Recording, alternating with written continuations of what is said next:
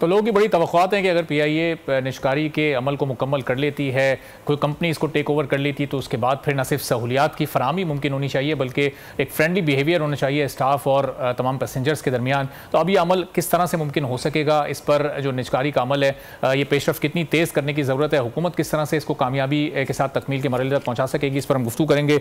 चौधरी अकमल साहब हमारे साथ मौजूद हैं, president institute of cost and management accountants के माहिर माशियात भी हैं। चौधरी साहब बहुत शुक्रिया प्रोग्राम के लिए, आपने वक्त निकाला भी है। जो 8 बड़े ग्रुप्स इस वक्त मैदान में आ गए हैं, इनमें से कोई भी एक ग्रुप ज़ाहिर कामयाब हो जाएगा बोली लगाने में और फिर उसके बाद वो निजकारी का अमल मुकम्मल होगा। तो ये एक्सपेक्ट आप क्या कर रहे हैं? ज़ाहिर है कि जो ख़जाना है हुकूमत का, उसके बोझ उस पर से न सिर्फ ये बोझ कम होगा बल्कि जो लोगों की तवक्कुआत अभी आपने भी सुनी होंगी, अब इसमें ये तमाम तवक्कुआत पूरी करने के लिए फिर क्या क्या करना पड़ेगा?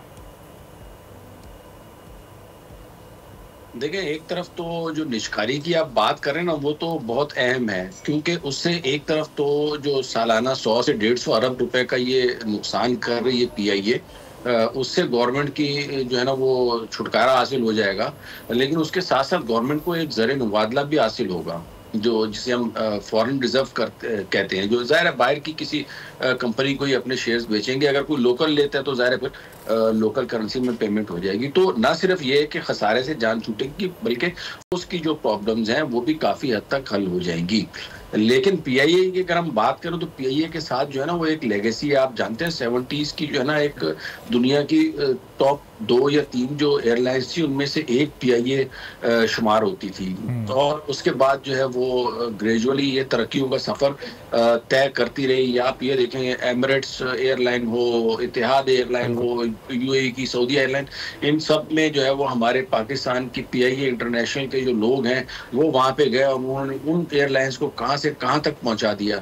मगर बड़ी बदकिस्मती की बात है कि सिर्फ और सिर्फ अकरबा परवरी और लोगों को नौकरियां देने की वजह से इतना उसके ऊपर बर्डन किया पीआईए के ऊपर कि वो इदारा जो कभी अरबों रुपए कमा के देता था, आज जो वो 75 अरब रुपए के नुकसान में है। स्टाफ जो है पर फ्लाइट या पर जहाज के जो होना चाहिए उससे कहीं ज्यादा जो है ना वो हम स्टाफ कैरी कर रहे हैं। और सबसे बड़ा बोझ भी ये है, और प्राइवेटाइजेशन के बाद जो भी इसको लेगा पीआईए को, उसको सबसे बड़ा चैलेंज भी यही होगा कि जो स्टाफ का इतना बड़ा खर्चा है, ये किस तरीके से जो है वो इसको मैनेज किया जाए, इनको गोल्डन हैंड शेक दे के फारिग किया जाए। तो बज़ाहिर लगता ये है कि ये मामला को बहुत जल्द जो है वो सॉर्ट आउट नहीं होगा। It will take time. Government का खर्चा जो है, गवर्नमेंट का लॉस है 75 अरब रुपए वाला या 150 अरब रुपए सालाना वाला, वो शायद खत्म हो जाए।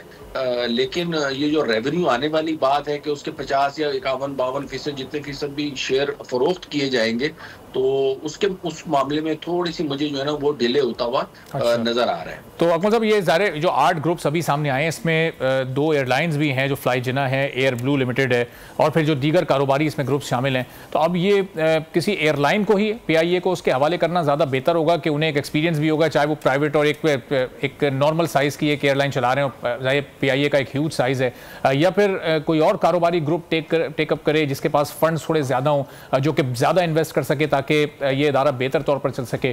तो ये इसमें हुकूमत के लिए आपके पास तजवीज़ क्या होगी?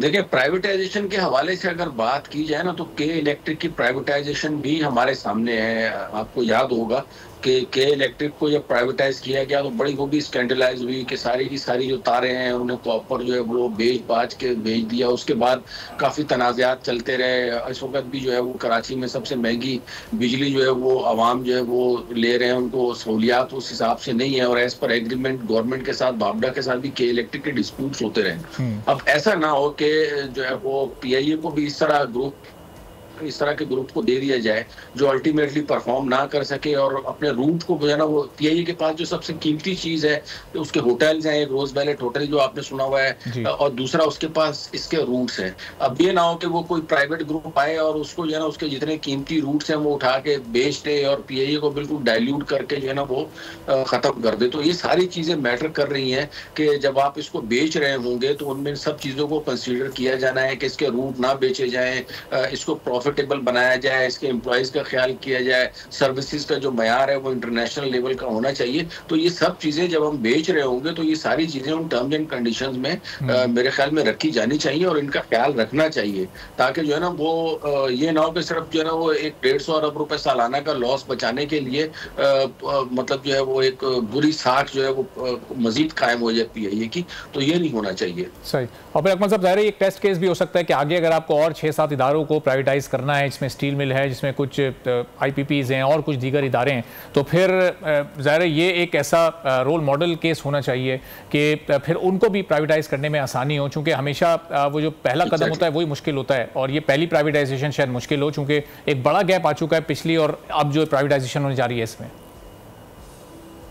देखें, ये एक तरफ तो जहां आप बात कर रहे हैं पीआईए की, तो इसके अलावा कई जो मेन जो इसका सफेद आती है ना, वो अगर मैं बात करूं तो एक तो पीआईए है, उसके बाद स्टील मिल है, ठीक है, और जो सबसे जो बड़ा सफेद आती है वो आपके जो है वो पावर सेक्टर और ये जो बंद पावर प्लांट्स है ना, जिनकी कैपेसिटी चार्जेस 60% के हिसाब से हमें जो वो देना पड़ रहे हैं, और डिस्कोस का जो लॉस है, बिजली चोरी की वजह से जो लॉस है, और हमारा जो सर्कुलर डेट आज 5,000 अरब रुपए तक पहुंच चुका है, और सिर्फ इस साल में ये सारा का सारा पावर सेक्टर का तकरीबन 450 अरब रुपए हो चुका है। हालांकि आप देखें कि बिजली की कीमतें किस हद तक बढ़ाई जा चुकी हैं, और ये सब कीमतें, फ्यूल एडजस्टमेंट चार्जेस, ये सारे इस मद में लिए जाते हैं कि जितने भी लॉसेस हो रहे हैं ये सारे जो है वो कवर किए जाएंगे। इसके बावजूद 450 अरब रुपए का जो इजाफा है सर्कुलर डेट में, ये लम्हा फिक्रिया है। ये मेरे ख्याल में पीआईए से भी ज्यादा जो है वो कंसर्निंग किस्म की बात है, और इस तरफ जो है वो आईएमएफ ने भी अपनी तवज्जो दिलाई है। तो कोशिश ये करनी चाहिए कि जो खसारे में जा रहे हैं, जिनकी वजह से हुकूमत को बहुत ज्यादा खसारा हो रहा है, उनको पहले प्राइवेटाइज करें या उनको बंद करें या उनकी टर्म्स को नेगोशिएट करें। ये सबसे ज्यादा जरूरी है प्राइवेटाइज करने के हवाले से। अगर मैं बात करूं, इवन मेरे ख्याल में सबसे ज्यादा प्रायोरिटी जो है ना वो पावर सेक्टर को अगर ये दे दें और इनसे जान छुड़ा लें तो ये बहुत ज्यादा बेहतर हो जाएगा, क्योंकि इस वक्त हमारा जो सूद की पेमेंट है वो इतनी हो चुकी है कि छोटे मोटे खर्चे कम करने से काम नहीं बनेगा। इवन अगर गवर्नमेंट अपना एक्सपेंडिचर जीरो कर दे, फिर भी जो है ना वो हमारा वो बजट डेफिसिट जो है वो खत्म नहीं होगा। इस हद तक हमारा जो है वो सूद का 9,500 अरब रुपए का जो सूद 2024 में एक्सपेक्टेड है, अब 9,500 अरब रुपए की तो इस मतलब टोटल टैक्स कलेक्शन है। तो यानी जितना जो है ना वो आवाम जो है वो टैक्स पे कर रही है, वो सारा तो सूद में जा रहा है। तो पब्लिक के ऊपर क्या लगेगा? और जैसा कि आपने देखा भी होगा कि पब्लिक सेक्टर के ऊपर जो प्रोग्राम्स है, यूनिवर्सिटीज का प्रोग्राम है, फेडरल लेवल के ऊपर जितने भी थे, वो सारे के सारे वफाक ने हाथ उठा लिए कि नहीं जी अब ये सूबाई हुकूमतें करें। उसके बाद एनएफसी के हवाले से भी ये चेंजेस वगैरह लाएंगे, लेकिन ये इतनी सारी चेंजेस हैं कि जिसके बाद हमें जो है ना वो सियासी मसाइल भी पैदा होंगे, सूबों के मसाइल भी ज़ाहिर पैदा होंगे, तो एक बहुत बड़ा इम्तिहान साबित होगा। और अब जो चंद एक सब्सिडीज़ अभी बाकी हैं जिन सेक्टर्स को मिल रही हैं, अब ये IMF मिशन के साथ चौधरी साहब जो मुज़ाकरात इस वक्त चल रहे हैं, तो उनका फोकस ये है कि ये सब्सिडीज़ भी ख़त्म की जाएँ अगले प्रोग्राम से पहले। अगर वो मुकम्मल ख़त्म ना हुई तो वो कम से कम हाफ तो ज़रूर हो जाएंगी। फिर 10 से 12% बिजली के टैरिफ को भी बढ़ाने की बात हो रही है। तो ये नया आने वाला प्रोग्राम पाकिस्तान की इकॉनमी के लिए तो ये बड़ा मददगार साबित हो सकता है, लेकिन एक आम आदमी पर फिर इसका कितना बड़ा बोझ आप पड़ते देख रहे हैं? आम आदमी तो पहले ही मर गया, आम आदमी रहा कहाँ है? अब तो खास आदमी रह रहे हैं। मेरे ख्याल में जो 80% आबादी है वो तो वैसे ही जो है वो आप समझिए कि खते गुर्बत तक पहुंच गई है, उससे भी नीचे पहुंच गई है। तो बस एक जो है ना वो एलीट क्लास एक रह गई है, और टैक्स जो है वो ज़ाहिर है उनके हिस्से का भी बाकी के गरीब आवाम दे रहे होते। तो गरीब आवाम की बात तो ना ही करें, उनका तो मतलब आने वाले वक्तों में जैसे 7 रुपये यूनिट बिजली में मजीद इजाफा करने की बात की जा रही है, या बिजली के अलावा गैस को भी महंगा किया जा रहा है, इससे भी ट्रांसपोर्टेशन कॉस्ट बढ़ेगी, ट्रांसपोर्टेशन कॉस्ट बढ़ेगी तो हर एक चीज ही बढ़ जाएगी, हर एक चीज की कीमत बढ़ जाएगी, महंगाई में इजाफा होगा। महंगाई में इजाफा होने के बाद आपको अंदाजा है कि आवाम फिर रोएगी, चीखेगी, चिल्लाएगी। लेकिन इस वक्त वाला बजट जो है, जो IMF जिस तरीके से बनवा रहा है, तो उसमें बड़ी छोटी चीजों को करवा रहा है, लेकिन जो बड़ा जो मेन जो आती है उसके ऊपर किसी का भी फोकस नहीं है कि जो हमारी जो 9,500 अरब रुपए की जो सूद की पेमेंट है, इसको किसी तरीके से नेगोशिएट किया जाए, इसको किसी तरीके से कम किया जाए। अगर ये हमारी आदि हो जाए तो मेरे ख्याल में बाकी की इस्लाहात हमें करनी ही नहीं पड़ेगी। तो सब्सिडीज थोड़ी बहुत हैं भी, तो गैस सेक्टर को या यूरिया खाद वगैरह वालों को दी हुई हैं, बहुत कम सब्सिडीज रह गई हैं। तो अगर वो विथड्रॉ कर लेंगे तो किसान रगड़ा जाएगा, क्योंकि आपको पता है फर्टिलाइजर की कीमतें वैसे ही बहुत ज्यादा है मार्केट में। सब्सक्राइब करें और बेल दबाएं ताकि कोई खबर रह न जाए।